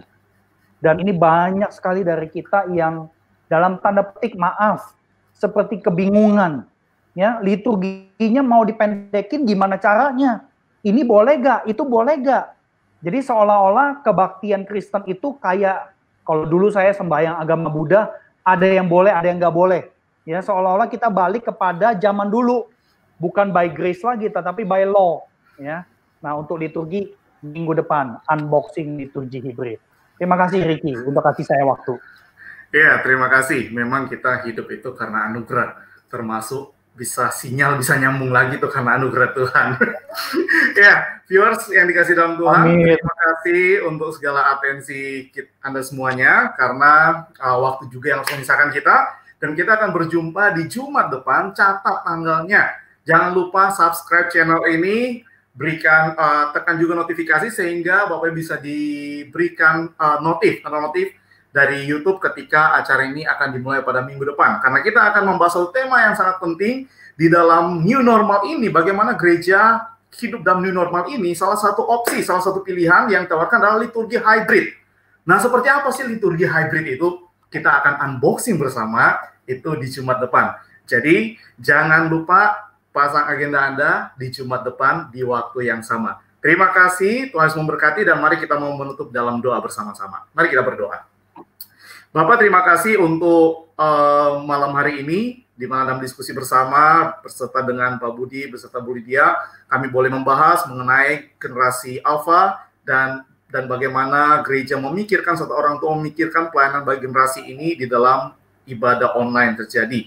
Tuhan pimpin kami semua, berikan bijaksana bagi para hamba Tuhan, majelis, juga para aktivis-aktivis, pelayan-pelayan anak untuk memikirkan dengan baik, sehingga bisa ada suatu peribadatan yang baik, khususnya peribadatan intergenerasi yang terjadi dalam gereja, di mana kami sebagai satu keluarga Allah boleh datang menyembah Tuhan di setiap hari Minggu. Terima kasih Tuhan, dan kami biarlah pertemuan kami kembali secara online juga di minggu depan untuk membahas tentang liturgi hybrid. Demi nama Kristus Yesus kami berdoa. Amin. Terima kasih semuanya, dan selamat malam. Terima kasih, selamat malam. Terima kasih, selamat malam.